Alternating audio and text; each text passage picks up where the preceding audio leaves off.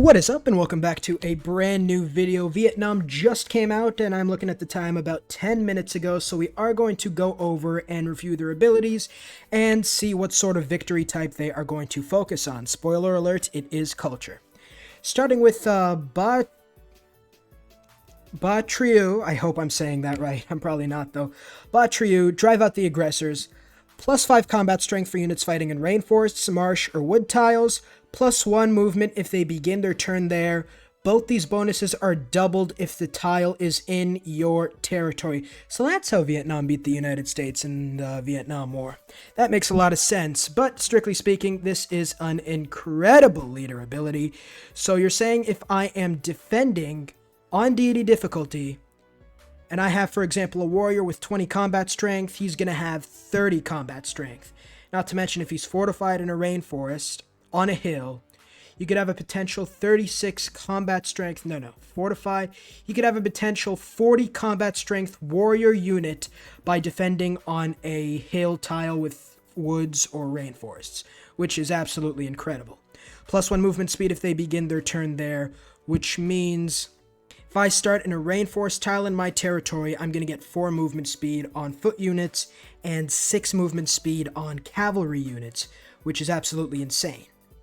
Okay, so pretty much what this ability is, you can forego sort of building too many units early on, especially in the higher difficulties, which allows you to focus more on your infrastructure.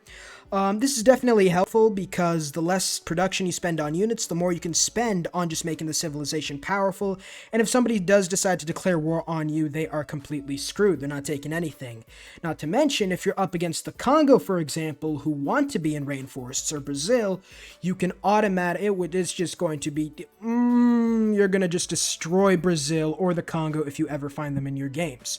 So, looking at the civilization ability, 9 Dragon River Delta. That is a cool civilization ability, by the way. All land specialty districts can only be built on rainforest, marsh, or woods. Oof. Receive the following yields for every building on these features: culture and woods, science from rainforests, production from marsh.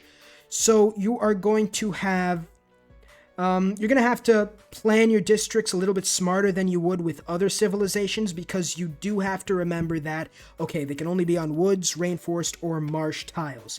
Not to mention, for example, maybe you have a woods tile beside like 2 mountains, and instead of putting a theater square, you got to build a campus because, 2-3 science is good, but, it's going to take some thinking. You gotta think, you gotta plan out everything. You can't just be slapping down districts like I do in most of my games. And woods can be planted with the medieval fairy civic, which means chopping woods early game is still going to be beneficial because you can always just plant them later, and it does help with theater square placement, because I'm assuming that is what you would want to get. Actually, I think that's what you want to get every district on, is Vietnam, because this is a culture civ, as we can see from their unique district, which we'll get to in a while. So maybe just building all your things on woods, planting woods and building your districts on them, would help you get ahead in culture and would help you secure a culture victory faster.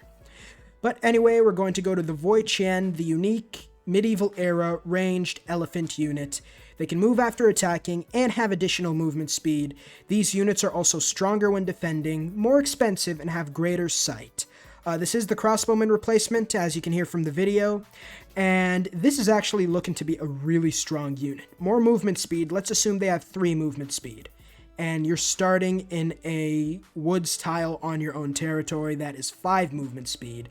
Woods tiles on enemy territory would be 4 movement speed, and not to mention the combat bonuses, and these units can sort of act like a tanky meat shield. You don't have to worry about them getting destroyed by enemy knights because they are stronger than the crossbowmen. Being a little more expensive is I mean, if you're just going to lose these units, it would definitely sting a lot more than usual. But, if you can keep your units alive, they are definitely worth being that much more expensive. Not to mention, the greater sight will allow you to make smarter decisions, which means you are going to lose these units less than you would regular crossbowmen. Now, can you upgrade archers to these units? I would assume you do, because it's apparently a crossbowman replacement. Somebody correct me on that down in the comments if I'm wrong. But if it is a crossbowman replacement, you could just build like 5-6 archers, upgrade them in the medieval era, and then just go to town on your nearest civilizations. That does seem to be a nice early domination strategy for Vietnam. Last but definitely not least, we have the Than, a district unique to Vietnam which replaces the encampment. 2 culture for each adjacent district. Wow. After flight is researched, receive tourism equal to the culture output. Again, wow. This district does not require population, is cheaper to build, cannot be built adjacent to the city center, and is not a specialty district. So I'm thinking as sort of a Vietnam strategy for the series I'm going to do. I'm going to wait until I get the medieval ferry civic, right? I'm going to build sort of hexagon of 6 tiles, 7 tiles of forests, woods. I'm going to plant them with builders. I'm going to put this Than in the middle, which would give me 12 culture, and then all my districts around it, which will give me insane culture output. This has the potential to be the strongest culture civ in the entire game. It's like Babylon when it comes to culture, essentially. And since it doesn't require population, you could put this district last, which is, again, really good. You could just get all the other districts you want, and then put this one nice in the middle, just to complete your sort of hexagonal district placement thingy. Can't be built adjacent to the city center. You do have to watch out about that.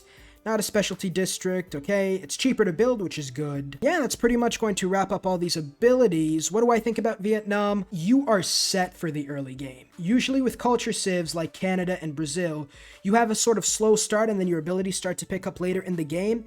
These dudes have massive defensive bonuses, especially considering that you would assume they would start in rainforest and jungle tiles.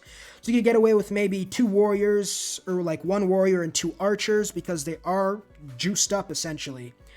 The Aztecs. This is definitely a counter for the Aztec civilization, because Eagle warriors with 26 combat strength, defending warriors will have more combat strength than the Jaguar warriors.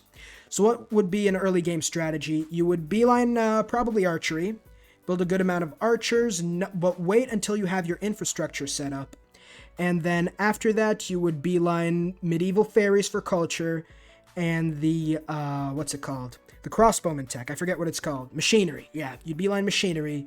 Upgrade all your archers to the Voitian units. Declare war on the nearest 2 enemies. You can completely wipe them out by the medieval era. Take everything you have. Take all their cultural artifacts, and pretty much win the game at that point. Then with the medieval ferries, you can just sort of like look to get that elusive plus 12 culture that the Than will provide.